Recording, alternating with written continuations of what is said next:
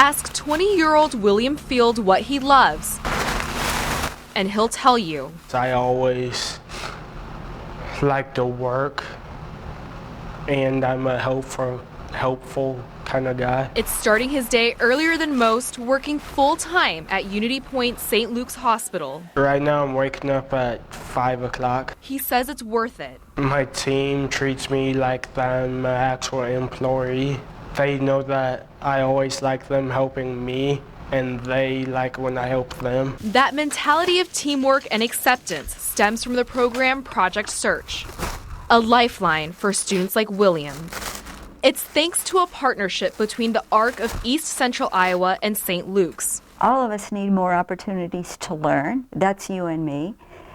So do people with disabilities. More opportunities to be socially active. Like William, Project Search trains interns with intellectual disabilities to land full-time jobs. Making them more marketable in the workforce, that you just hope that other people will kind of follow suit. Ask directors of the program, and they'll say it's taught them even more. In the last 10 months, I have come to learn that probably all of us partners were a little fearful, a little cautious, not so sure. But those fears didn't last long, especially seeing how determined students like William are. The overall commitment to the work, the quality of their work, all in all has just been very positive. So committed that they'll even stay hours after their shift. I was cleaning the stairs, and I had 7 stairwells to clean, so I stayed a little late to get the 7 stairwells done. All it takes is one chance. It's like unfolding. You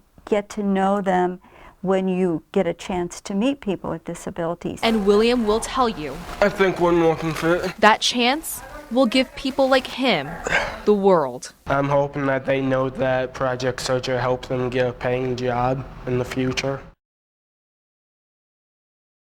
1, 2, 1. Getting this aggressive used to be the source of trouble for Derek Lawfer. I have an extensive criminal background from when I was 18 to 21, 22, 23. You know, drinking was just always a factor in any of the situations.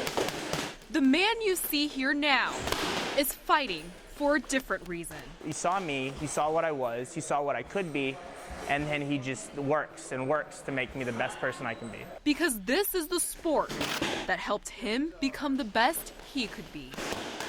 There was numerous occasions where I had a criminal background or arrests and stuff like that. You know, and so MMA and getting involved in the gym and stuff like that did a huge 100% 360 in my life. In this new life, he's a coach to athletes at Down to Fight Mixed Martial Arts. Rounding out their goals. I was 257 pounds, and I'm down to 215 right now. And helping block life's daily stressors. Here it's a family and everyone is so positive. We have such positive energy. Never in 1,000 years would I have imagined that I would be in the position that I'm in today. What was once a challenging life got fixed by this challenging sport. That gives me so much pride. That's given him the strength to lead by example. I quit drinking. I dedicated myself to boxing. And in his gym, quitting Down to Fight MMA on 3 isn't an option. Down to Fight MMA! You're going to absolutely love what you're doing even more. Inside this Clear Creek Amana classroom, students don't have this response to science. You don't really learn it, you just kind of memorize it. Forget memorization. The shoes can change form depending on the activity you're doing. Flippers for swimming, wheels for running. It's about creation. The science behind your project is what's really going to make it sound, holy cow, that sounds awesome. Miss Reagan Bosett believes anything is possible. I really think if we were to mic middle school classrooms, we'd have cures for diseases we didn't, and inventions that we never thought possible. After staff nominations, the middle school science teacher applied for a top award in education. It's like the Olympics of teaching. I thought, oh my gosh, these people are, amazing. She's an Olympian of teaching, all right. I thought he was kidding, which would be a horribly bad joke. Because no joke, she's the 2016 winner of the Iowa STEM Teacher Award. She talks and she's energetic and she's like allowing us to participate that way. It kind of allows you to learn in a different way. That comes from this motto. When you can get kids to kind of break out of that, and that's what we were talking about, out of their silo. Science is not a silo. You know, they can't exist without math, and technology is not a silo. Projects dealing with numbers. She's 624.5 feet tall. Count for more than numbers. I feel like that as soon as there's a grade on something, they're finished, and it defined them somehow. And if I can, instead of grade them, but I can give them feedback all along the way, they don't feel so judged. No judgment, not even on the craziest of ideas. There's no one crazier than me in here, and there's no one nerdier than me in here, so you have no fear. Fearless determination to do well in science. I'm impressed, guys, I'm impressed. And her students are even more impressed. Kind of feels like you want to be her when you grow up. Really? Mm-hmm. Starting next week, Miss Bo said students will be taking their projects from inside the classroom to outside, where they'll have their vegetable garden planting project right here. Covering the corridor in Tiffin, Steffi Lee, CBS 2 News. City offices in North Liberty are really spread out. Right now I'm at the fire department, but if you want to go to the police department, then you have to walk across the street, which isn't so far. But if you want to go to City Hall, then that's over here off Highway 965, and that doesn't account for more city offices at the community center.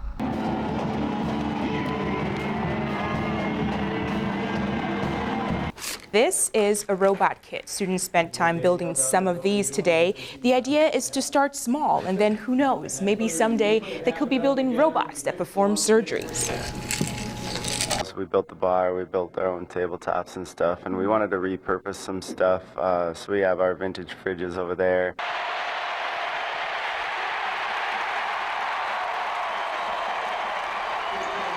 Michelle was 18, an adult, but when she didn't come home, police finally agreed to go search.